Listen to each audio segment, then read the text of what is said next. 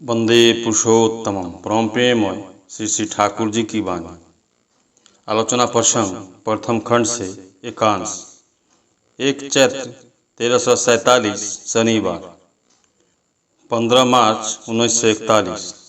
प्रातःकाल श्री श्री ठाकुर ताशू में बैठे हैं। एक एक कर अनेक व्यक्ति आते हैं और प्रणाम करके चले जाते हैं। अब तक सूर्य नहीं उग पाया है।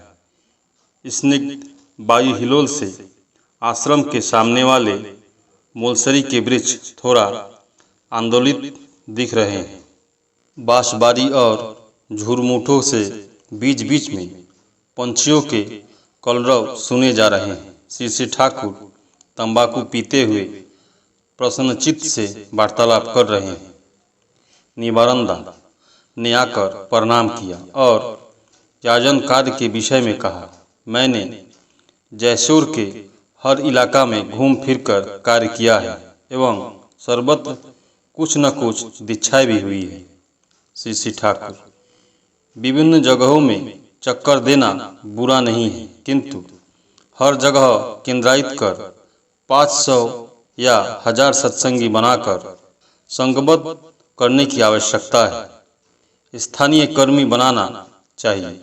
उनकी सहायता से हर व्यक्ति को पोषण करते हुए जजन जाजन इष्टभीति परायण बनाने की आवश्यकता है। आश्रम में लोगों को खूब भेजना चाहिए। इस ओर लक्ष्य रखना चाहिए कि सामग्रिक रूप से परिवार दीक्षित हो उठे एवं आबाल वृद्ध वनिता इष्टिचलन और सदाचार में अभ्यस्त हो। उन्हें हर तरह से उच्छल बनाना चाहिए। यदि कतिपय सच्छल सक्षम शांतिमय इष्टप्राण परिवार बना सको तो उसके फलस्वरूप उनके परिवेश और आत्मीय संयोजन में वह फैल जाएगा। पारस्परिक सेवा विनिमय की ऐसी व्यवस्था करोगे जिससे एक व्यक्ति भी बिना खाए नहीं रह सके, एक व्यक्ति भी गिर नहीं सके। यदि एक जजमान भी जीवन के पथ से हट जाता है तो समझोगे तुम ही हट गए हो। दिन रात ऐसी चिंता रहनी चाहिए कि किस प्रकार पारस्परिक सहायता और सेवा के द्वारा हर व्यक्ति को स्वावलंबी बना सकते हो। जिस प्रकार अपने बाल बच्चों के लिए बोध करते हो, उनके लिए वैसे ही सक्रिय बोध होना चाहिए। उसमें तुम लोगों की बुद्धि खुल जाएगी, योग्यता बढ़ेगी। यदि इस प्रकार चलो तो सब कुछ मिला जुला कर एक शक्ति आ जाएगी। श्रेष्ठ याजी होना चाहिए। थोड़ी देर पश्चात अमूल्यदा एक चीज छापकर श्री श्री ठाकुर को दिखाने आए। श्री श्री ठाकुर ने हाथ में लेकर अच्छी तरह देखा और कहा, अच्छा हुआ है, और भी अच्छी टाइप मंगाओ। अपने प्रेस को इस देश में सबसे अच्छा प्रेस बनाना चाहिए। अच्छी मशीन की खोज रखो। 4 चैत्र 1347 मंगलवार 18 मार्च 1941। रात में खाने पीने के पश्चात श्री श्री ठाकुर बांध के किनारे ताशू में बैठे प्रसन्नचित्त से गपशप कर रहे थे।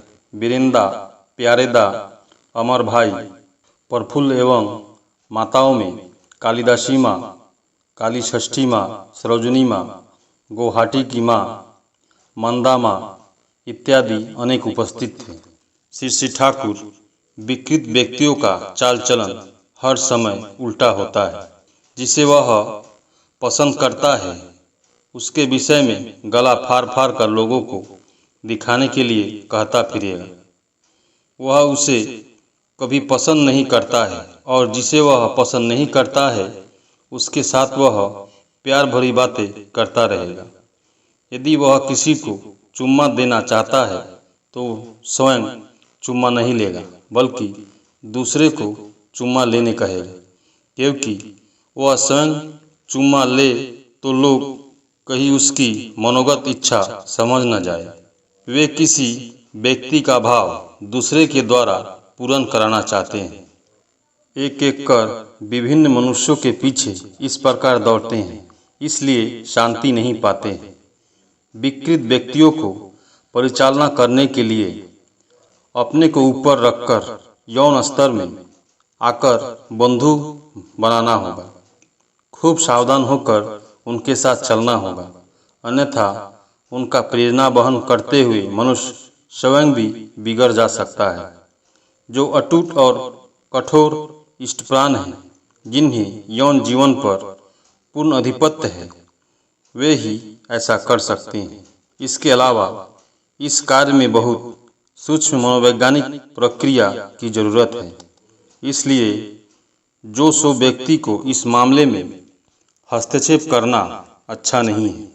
एक एक व्यक्ति के पीछे बहुत परिश्रम भी करना पड़ता है।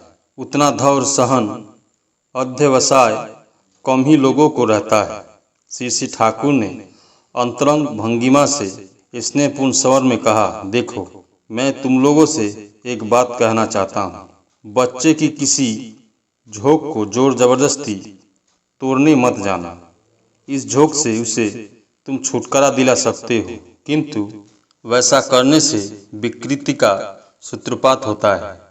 इसलिए यदि कोई बुरी झोंक हो तो कौशल से उसकी मोड़ को घुमा देना चाहिए।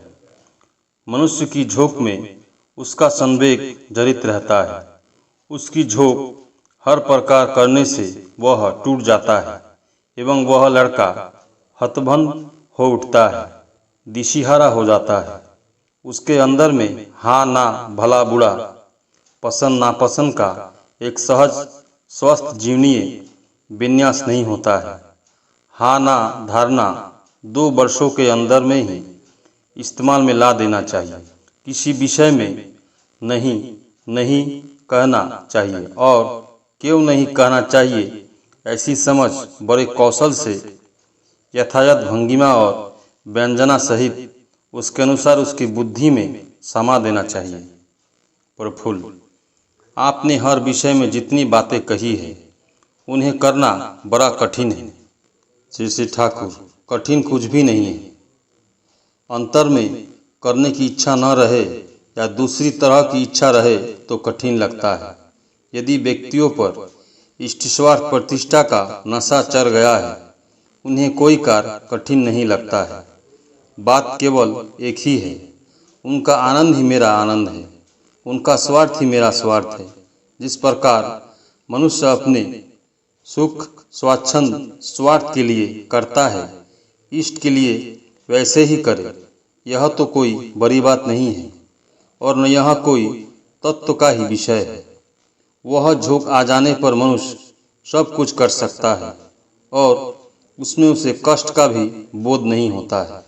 मैं कितना सुखी हूँ, कष्ट प्रतीत नहीं होता है। करना होगा ऐसा नशा होना चाहिए।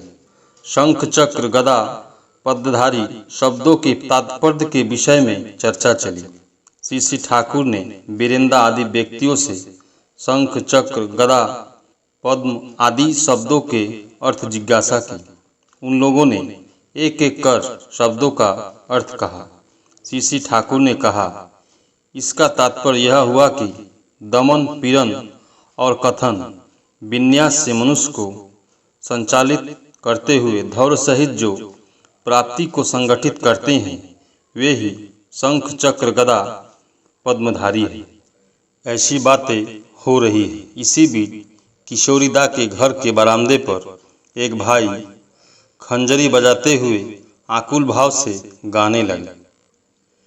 तुमी हे दीनबंधु पार करो भव सिंधु एकुले फेलोना आमारे, अर्थात हे दीनबंधु, मुझे संसार रूपी समुद्र से पार कर दो, बीच मझधार में मुझे मत छोड़ो।